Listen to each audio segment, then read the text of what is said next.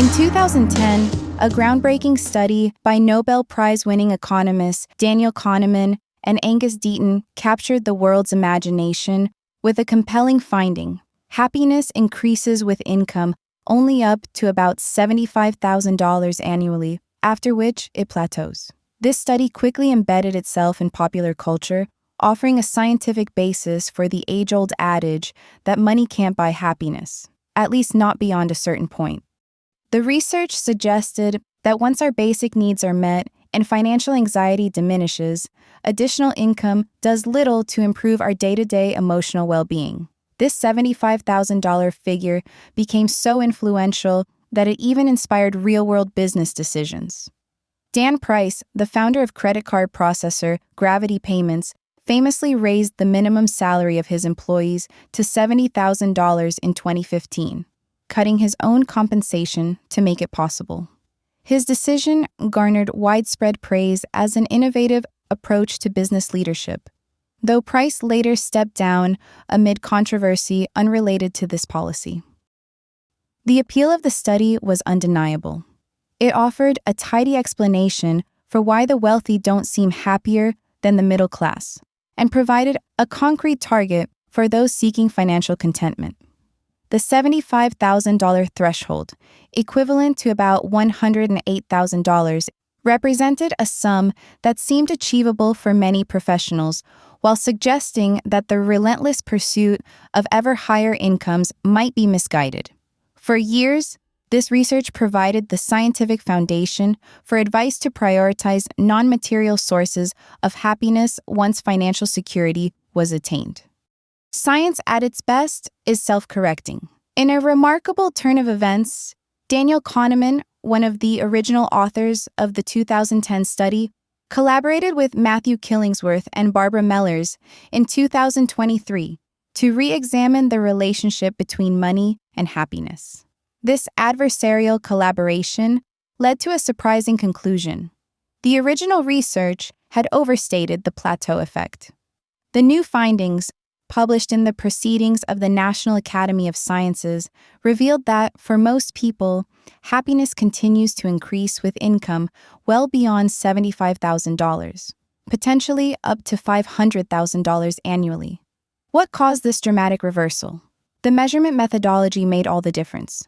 The original study relied on a Gallup survey that asked participants to recall if they had smiled the previous day, a relatively crude measurement of happiness. In contrast, the newer research employed experience sampling methods, where participants received random smartphone notifications throughout the day asking, "How do you feel right now?" on a scale from very bad to very good. This real-time approach captured a more nuanced picture of emotional well-being. Killingsworth's initial 2021 study, which utilized over 1.7 million experience samples from 34,000 volunteers, found that larger incomes were robustly associated with both greater happiness and greater life satisfaction, with no evident plateau. As income increased, positive feelings increased, while negative feelings decreased. This contradicted the earlier findings and suggested that the relationship between money and happiness might be more straightforward than previously believed. The reconciliation of these contradictory findings reveals a more complex reality. When Kahneman and Killingsworth joined forces, with Mellers as arbiter, they discovered that while happiness generally increases with income, the relationship varies significantly among different groups. For most people, approximately 80% of the population, the relationship between income and happiness is indeed linear, continuing well into higher income brackets. However, for the least happy 10 to 20% of individuals, those who might be dealing with issues like depression, broken relationships, or physical pain, the original plateau effect does hold true. For this group, happiness rises sharply with income up to about $100,000 annually, then flattens regardless of further financial gains. This finding suggests that money can alleviate certain sources of unhappiness, but cannot resolve all emotional challenges. The relationship between money and happiness follows a logarithmic pattern for most people. In practical terms, this means that each doubling of income is associated with a similar increase in happiness. Moving from $50,000 to $100,000 might produce roughly the same happiness boost as moving from $100,000 to $200,000, despite the second jump being twice as large in absolute terms. This diminishing marginal utility explains why happiness doesn't skyrocket with extreme wealth. The emotional returns diminish even as the financial returns compound. Our brains process money's relationship to happiness in fascinating ways. At the most fundamental level, the human brain recognizes money as biologically significant because it facilitates obtaining basic survival needs like food, water, and shelter. A 2007 Wellcome Trust study found that this recognition can trigger both reward and motivation responses, key components of what we might broadly call happiness. However, our neural architecture imposes limitations on how much pleasure we can derive from any resource, including money. Just as eating becomes uncomfortable after satiation, financial resources can reach a point of diminishing emotional returns. Additionally, the brain's tendency toward habituation means we quickly adapt to predictable, reliable circumstances. This explains why a salary increase might create a temporary happiness boost that fades as the new income level becomes our new normal. The most practical question isn't whether money can buy happiness, but how to spend it to maximize well-being. Groundbreaking research from the University of British Columbia, published in early 2025, provides compelling insights. The study examined how 200 participants across 7 countries spent a one-time $10,000 windfall, tracking 3,225 purchases, and their impact on happiness both immediately and 6 months later. The findings reveal that certain spending patterns reliably boost happiness regardless of location. Charitable donations and experiential purchases increased happiness globally. This aligns with earlier research suggesting that experiences provide more lasting happiness than material possessions because they become part of our personal narrative and are less susceptible to hedonic adaptation. Interestingly, spending patterns that maximize happiness vary by economic context. In wealthier nations like Canada, the United States, and the United Kingdom, participants found greater joy in gifts and time-saving services. Paying for house cleaning or takeaway food produced significant happiness boosts in these regions. This suggests that using money to buy time, our most precious and finite resource, may be one of the most effective happiness investments in developed economies. The relationship between money and happiness is not universal. It varies significantly across cultural and economic contexts.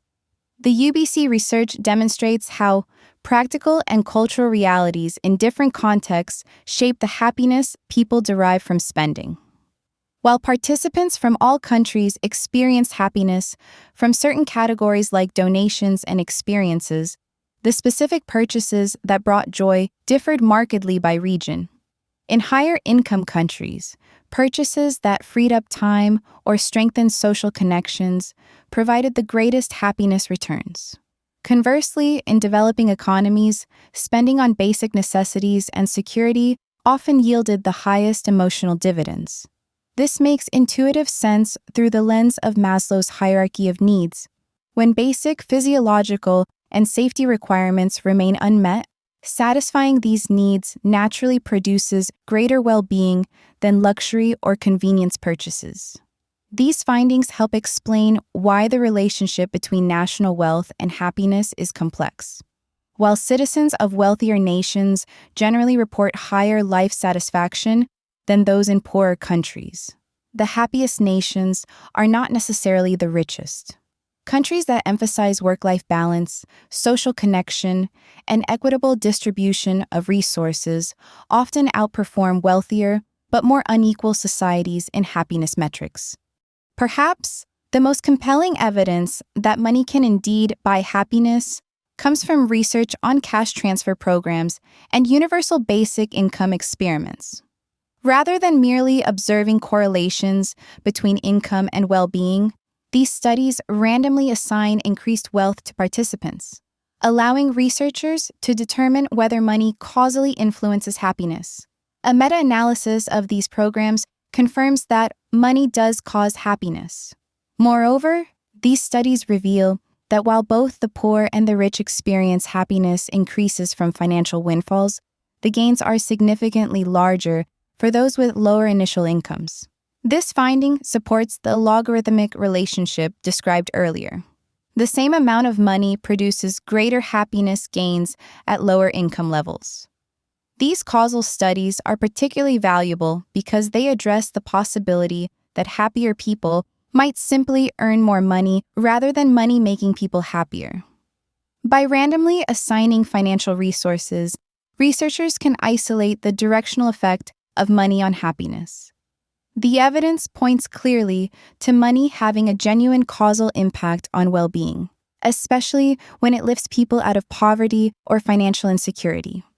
The evidence is clear. Money can indeed buy happiness when used thoughtfully. The old $75,000 happiness plateau has been largely debunked, with newer, more sophisticated research revealing that the relationship between income and happiness continues well into higher income brackets for most people. However, this relationship is logarithmic rather than linear. Each additional dollar brings slightly less happiness than the one before it. The key insight isn't simply that more money equals more happiness, but that how we spend matters tremendously. Investing in time-saving services, meaningful experiences, social connections, and charitable giving yields far greater happiness than accumulating possessions or status symbols. Money best serves our happiness when we use it to align our daily lives with our core values and to remove the friction points that cause stress and frustration.